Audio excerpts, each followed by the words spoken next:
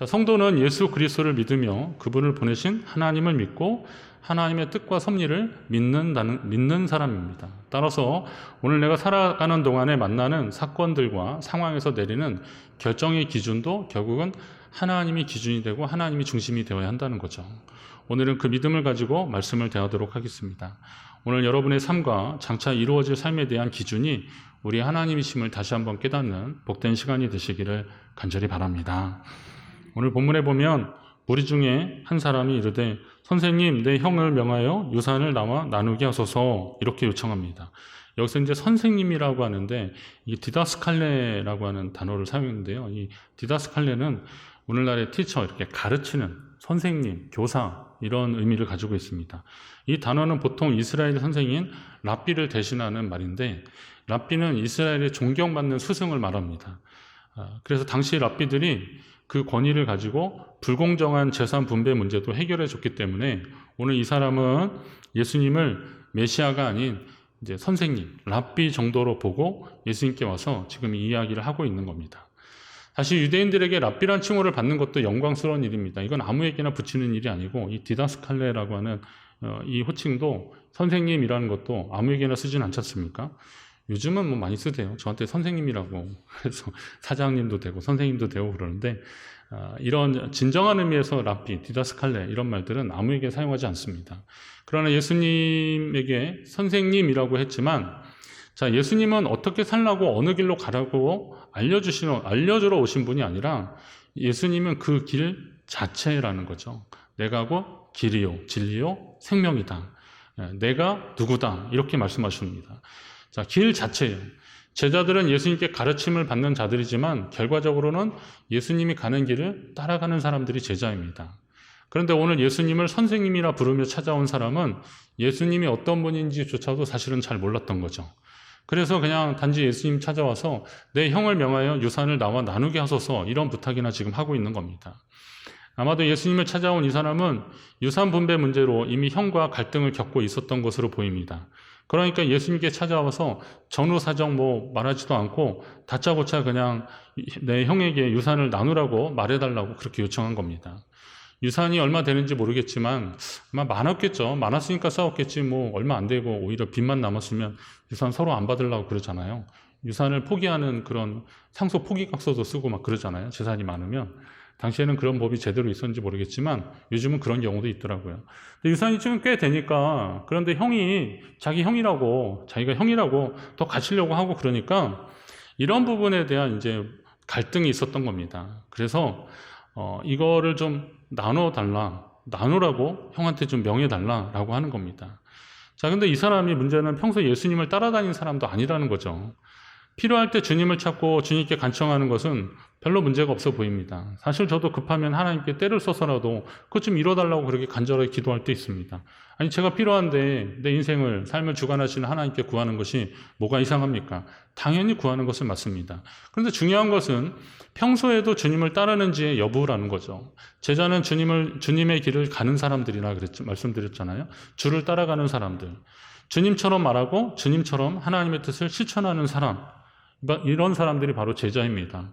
따라서 주의 제자라는 호칭은 베드로, 야고보, 안드레, 요한 이런 사람들 같은 그런 사람들에게만 붙여지는 게 아니라는 거죠. 평소에 주님과 동행하는 자가 주의 제자입니다. 한번 따라합니다. 주님과 동행하는 자가 주의 제자이다. 여러분은 제자이십니까? 2부보다 아멘이 더 많아졌습니다. 자, 여러분 제자이십니까? 주님 따라가면 제자입니다. 제자는 그런데 태어나는 것이 아니라 훈련되는 겁니다. 제자가 하늘에서부터 뚝 떨어지는 게 아니라 나면서부터 제자가 아니라는 거예요. 혈통이 제자가 아니라는 거예요. 제자는 예수님을 따라가는 사람들입니다. 예수님을 따라가면서 계속 자라나는 사람들.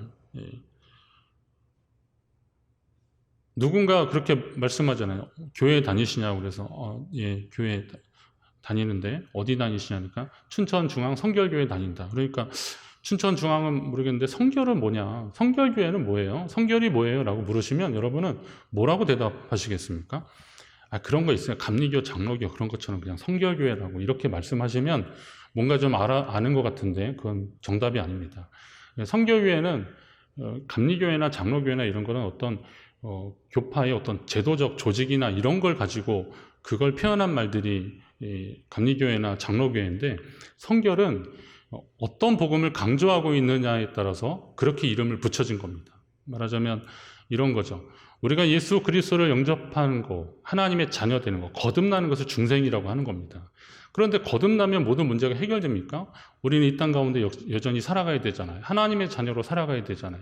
모든 죄의 유혹은 여전히 있고 우리를 넘어뜨리려고 하는데, 그런 데서 흔들리지 않고 거룩한 하나님 백성으로 살기를 소망하는 거, 이게 성결입니다. 그러면 이 성결은 내 힘으로 되느냐? 그거 아니잖아요. 성령이 도와주셔야 되는 거잖아요. 그러니까 성령을 의지하고 거룩한 하나님 백성으로 살려고 하는 것이 성결입니다. 이걸 이제 그리스도의 완전이라고 하는 요한일서의 말을 따라서 감리교에서는 이걸 성화라고 그렇게 표현을 하는데요. 우리는 그걸 성결이라고 하는 겁니다. 근데 유지는 그거죠. 우리가 거듭난 이후에 계속 자라나야 된다는 거예요. 성장하고 성숙해야 된다는 거예요. 그래서 우리는 하나님이 기뻐하시는 그 곳까지, 그리고 그 상태까지 계속 나아갈 그런 성도로서의 의무와 책임이 있다는 거죠. 구원이 이례적인 사건이 아니라 영원한 하나님 나라가 이루어지기까지 우리의 믿음이 계속 성장하고 성숙해져야 한다는 것을 말하는 겁니다.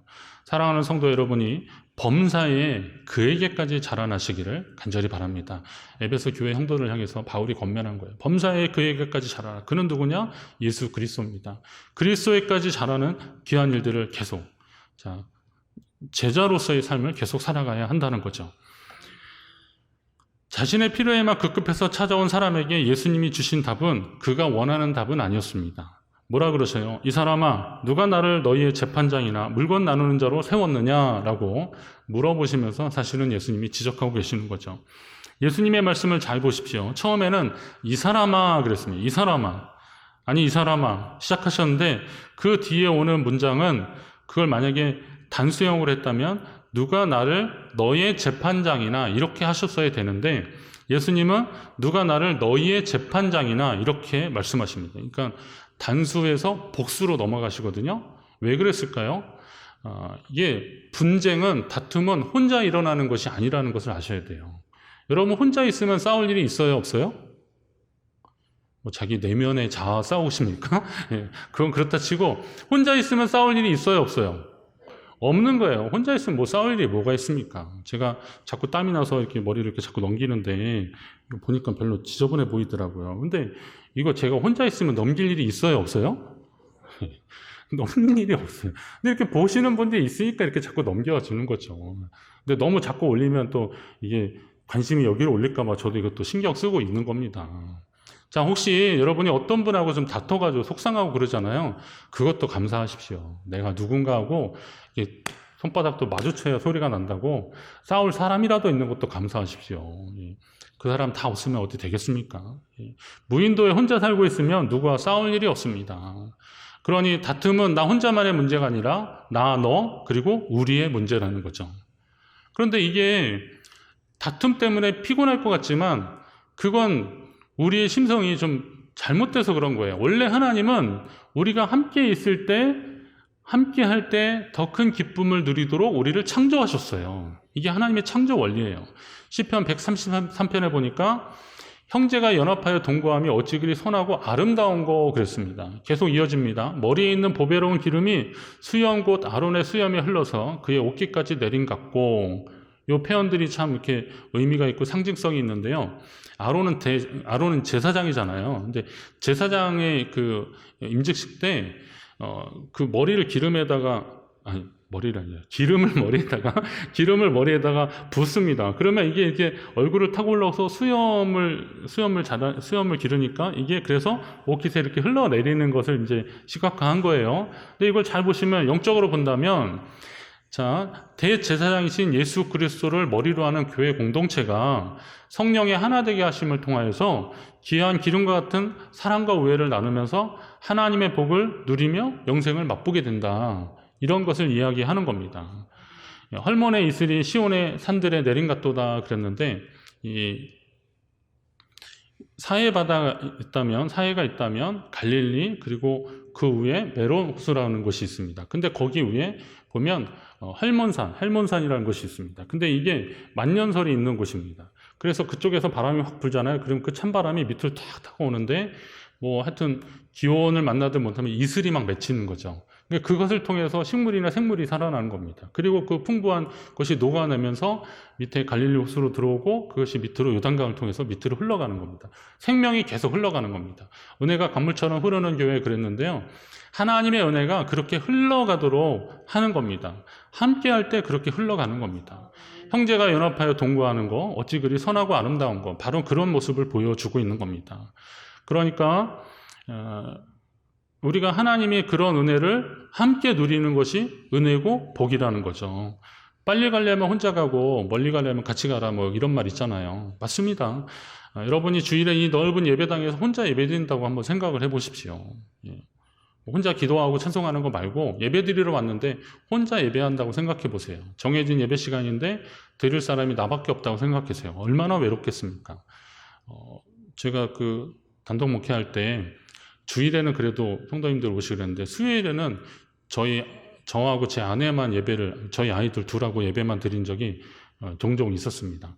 근데 이제 둘째는 자고 있고 여기 둘째가 앉아 있는데요.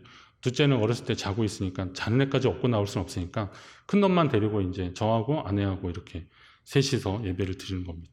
은혜롭게 찬송 부르고 설교하는 겁니다. 근데 얘가 막 웁니다. 이게 들려요. 이게 벽 뒤에 집이기 때문에, 산택이기 때문에. 그러면 얘가 또 보통 우는 게 아닙니다. 아주 그냥 자지러집니다. 그러니까 엄마가 또 걔 데리러 보러 가는데 아들놈이 남아있다가 이렇게 한번 보고 뒤 한번 보다가 지도 확 도망갑니다. 그럼 저 혼자 남는 거예요. 그럼 어떻게 해요? 뭐 설교는 준비했으니까 해야잖아요. 이거 언제 어떻게 써먹을지 모르니까. 그래서 설교를 또 열심히 합니다. 그러다가 찬송 불러야 하잖아요. 또 찬송 부르고. 혼자 한 곡만 부르는데 아직도 안 와요. 그러면 두 곡 부르고 세 곡 부르고 찬송을 계속 부르다가 주기도문으로 마치는 겁니다. 축도하면 안 됩니다. 제가 전도사였기 때문에. 그래서 그렇게 예배를 드리고 마치는 거예요. 참 하나님께 드리는 예배고 혼자 드리면 어떻겠습니까? 그런데 혼자 드리는 게 그렇게 외롭고 쓸쓸하더라고요. 많은 성도님들이 함께 예배하는 것은 참 감사한 겁니다. 오늘 옆에서 예배 드리는 분에게 감사하시기 바랍니다. 이참에 한번 인사하세요. 함께함이 기쁨입니다. 네, 여러분 이렇게 함께 예배하는 것을 기뻐하시기 바랍니다. 네. 혹시 이사하시거나 뭐 여러 특별한 이유 때문에 근처 지나가시다가 우리 교회 오셨는데 같이 예배 드릴 수 있는 이 시간에 예배 드리는 거지. 그러니까 참 감사한 겁니다. 우리 교회 성도님들 입장에서도 우리 교회 이렇게 누군가 낯선 분이 오셔서 함께 예배하는 거, 우리가 하나님 앞에 함께 예배할 수 있는 이 이유만으로도 우리는 참 감사한 거죠. 그렇게 함께 감사하는 겁니다. 자, 그러면서 예수님이 그들에게 말씀하시는 거예요. 자, 우선은 이제 재산을 나누어 달라고 한 그 사람하고 얘기하시다가 무리를 향해서 말씀하셔요. 그러면서 뭐라 그러시냐면 삼가 모든 탐심을 물리치라. 사람의 생명이 그 소유에 넉넉한 데 있지 아니하니라. 이렇게 말씀하십니다. 왜 갑자기 예수님이 이 말씀을 그 사람이 아닌 무리들에게 말씀하셨을까요? 물질이든 어떤 자리든 탐심이라는 것은 단순한 소유욕이 아닙니다. 내가 뭔가를 좀 가지려고 하는 그런 단순한 소유욕이 아니라 이 탐심이라는 것은 경쟁을 통해서 얻는 것입니다. 내가 가진 것으로 만족하지 못하니까 꼭 다른 사람에게 있는 것을 빼앗지 않더라도 남보다 내가 더 가져서, 더 좋은 것을 가져서, 더 많은 것을 가져서 자신의 우월성을 입증하려고 하는 욕심이 바로 탐심이고, 사실은 이 탐심이 이웃과의 관계를 깨트리는 주범입니다. 십계명의 10번째 계명이 뭐예요? 내 이웃의 것을이 아니라 내 이웃의 집을 탐내지 말라, 그런 겁니다. 여기서 이제 그 사람 집만을 말하는 게 아니라 그 사람 그 집에 속해 있는 것들이에요. 남종이나 여종이나 뭐 낙이나 뭐 이런 그 소유물들을 탐내지 말라라고 하는 겁니다. 제가 이 설교를 이번 주간에 이렇게 준비하고 있는데, 그래서 그런지 전에 얼핏 들었는데 그 장기하란 가수의 부럽지가 않어, 이런 이 부럽지가 않어 이런 노래가 이렇게 알고리즘에 뜨더라고요. 그래서 제가 보게 됐는데 그 가사가 재밌습니다. 이건 장기하 가수가 랩으로 하는 건데 저는 그 못 따라가겠어요. 그냥 하는데 말하면 그거예요. 너네 자랑하고 싶은 거 있으면 얼마든지 해. 난 괜찮아. 왜냐하면 나는 부럽지가 않아. 이럴 겁니다. 잘 못 살렸나요? 자, 너네 자랑하고 싶은 거 있으면 얼마든지 해. 난 괜찮아. 왜냐하면 나는 부럽지가 않아. 원래 저는 이제 문법을 보기 때문에 이게 원래대로면 나는 부럽지 않아 이래야 되거든요. 그런데 이걸 굳이 또 부럽지가 않어 이거는 어법은 틀렸어요. 근데 그렇게 쓰는 이유가 분명히 있을 겁니다. 이게 노래기 때문에 그렇게 쓰는 거죠. 알고 보니까 이제 인터뷰하는 과정에서 자기가 부러운 것이 하나도 없어서 이 노래를 쓴 건 아니라는 거죠. 그도 부러운 것이 있어요. 그러나 삶에 있어서 어떤 전환점을 만들고 싶은 거죠. 그가 말하는 게 그거예요. 자랑을 하니까 부러워지고 부러우니까 자랑을 하고 이게 반복된다는 거예요. 우리 삶에 있어서 누군가 자랑을 하니까 그게 부러워지고 부러워지니까 나도 자랑하고 싶고 욕심의 욕심 이게 계속 탐욕으로 이어진다는 거예요. 목사님 그런 소박한 욕심들을 탐욕으로까지 이렇게 그렇게까지 강하게 말씀하실 이유가 있겠습니까? 아니에요. 우리 삶을 한번 잘 돌아보시면 타인에 대한 부러움이 삶의 건전한 동기부여가 된다면 감사하겠지만 탐욕으로 변질되면 설령 그가 애초에 원하는 것을 손에 쥐었다 하더라도 더 많은 욕심이 그를 지배하게 되는 거예요. 욕심의 지배를 받게 되면 그 욕심이 탐욕이라는 거예요. 자, 그렇다면 성도는 다른 사람의 것에 대한 부러움이나 탐심보다는 어떻게 하셔야 되겠어요? 지금 하나님이 주신 것에 대한 감사와 만족을 배워야 되는 거죠. 그러니까 이번 여름 성경학교 주제가 자족인데요. 그런 거예요. 하나님이 우리에게 주신 것으로 감사와 만족을 배워야 한다는 거예요. 제가 배워야 한다고 말씀드린 근거는 고린도후서 3장 5절 말씀에 근거합니다. 우리가 무슨 일이든지 우리에게서 난 것 같이 스스로 만족할 것이 아니니 우리의 만족은 오직 하나님으로부터 나느니라 그런 거예요. 자, 우리의 소유로 우리가 소유나 뭘 가진 것 때문에 스스로 난 것 같이 내게서 난 것처럼 스스로 만족하지 말고 우리의 모든 것은 하나님께로부터 났다는 것을 명심하라는 거예요. 세상의 것으로 만족하는 삶은 이 땅에 속한 삶을 사는 자의 모습이라는 것을 기억하십시오. 세상에 속한 것으로 만족해하고 거기에 기쁨을 계속 찾는 사람은 그는 아직도 이 땅에 속한 삶을 사는 것입니다. 그러나 하나님이 주시는 신령한 것으로 만족하는 삶은 하나님께 속한 삶입니다. 시편 기자가 그런 기도를 합니다. 아침에 주의 인자하심이 우리를 만족하게 하사 우리를 일생 동안 즐겁고 기쁘게 하소서. 저는 이 말씀을 다시 한번 봐요. 아침에 주의 인자하심이 우리를 만족하게 하사. 아침에 눈 떴는데 세상에 보는 게 뭐가 있겠습니까? 눈 떴는데 보이면 천정이 보이고 옆에 같이 자는 사람이 보이거나 뭐 이렇게 보이는데 아직까지는 세상의 것들로 자기 눈이 채워지지 않잖아요. 그런데 그런 상황에서 나의 생명이 깨어있음에 감사하고 그리고 하나님이 내가 주의 자녀로 살아가는 것에 대해 허락해 주심에 감사하고 그런 것들로 감사하기 시작하면 그의 하루는 감사의 삶이 되는 거죠.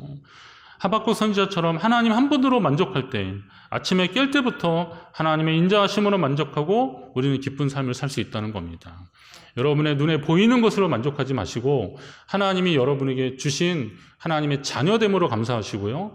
그리고 여러분이 하나님 앞에 그런 감사의 마음을 가질 수 있는 것에 감사하시기 바랍니다. 여러분이 그 감사와 기쁨의 사람이 되시기를 간절히 바랍니다. 그리고 16절부터 이어지는데 예수님이 여기서 비유를 하나 더 하시더라고요. 참 예수님이 누가 하나 질문했는데 거기에서 무리를 향해서 말씀하시고 또 비유까지 말씀을 하시는 이유는 무엇일까요?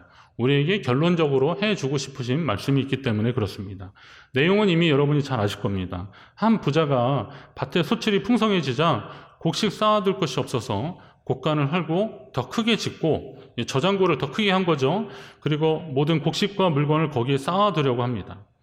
그리고 여러 해 쓸 물건을 쌓아둔 것을 보고 만족해하며 평안히 쉬고 마시고 즐거워하자라고 한다는 거죠. 하지만 오늘 밤 내 영혼을 도로 찾으리. 그러면 내 준비한 것이 누구의 것이 되겠느냐.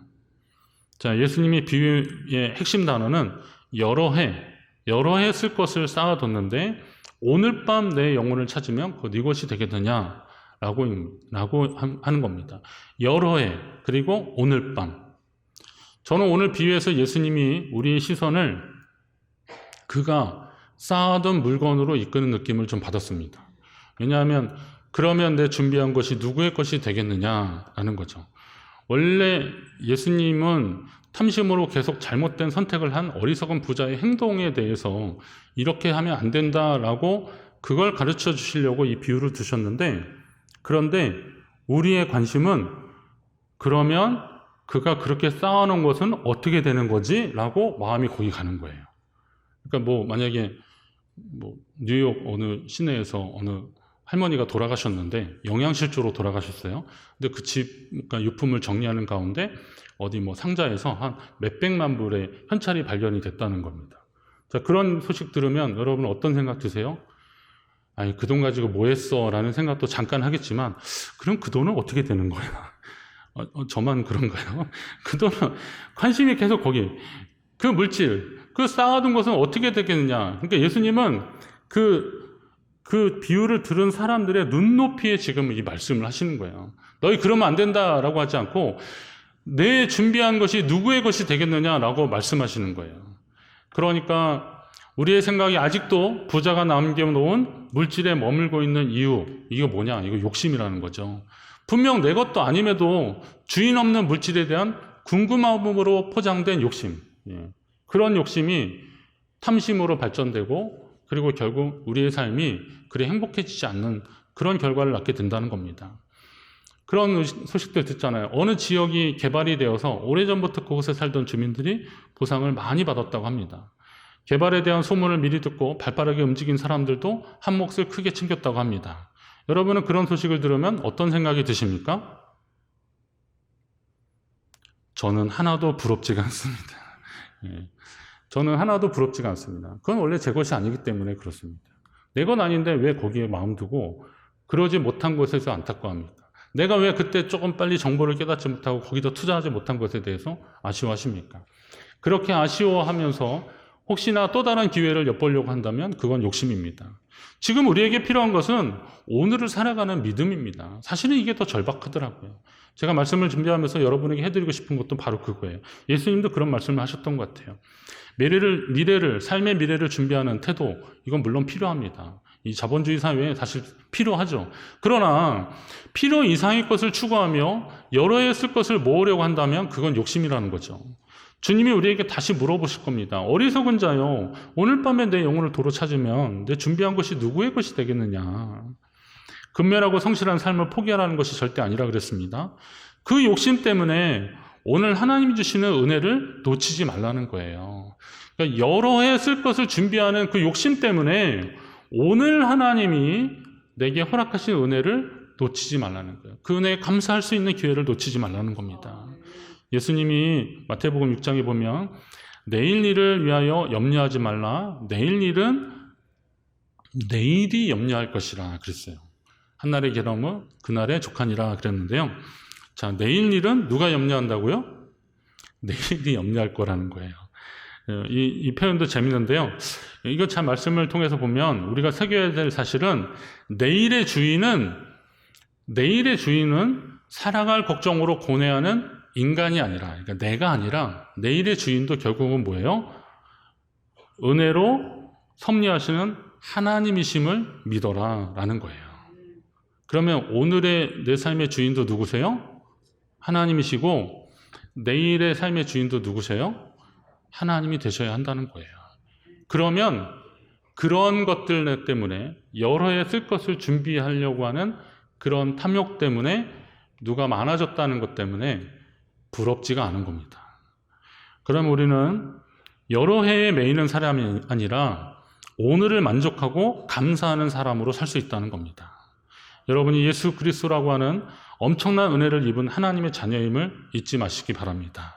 그리고 오늘도 역시 그 은혜로 인해 감사하는 성도의 삶, 우리가 살아간다면 오늘 우리의 삶은 하나님 안에 있는 삶이 될 것이고, 그리고 주님의 인도하심을 받는 귀하고 복된 삶을 살게 될 것입니다.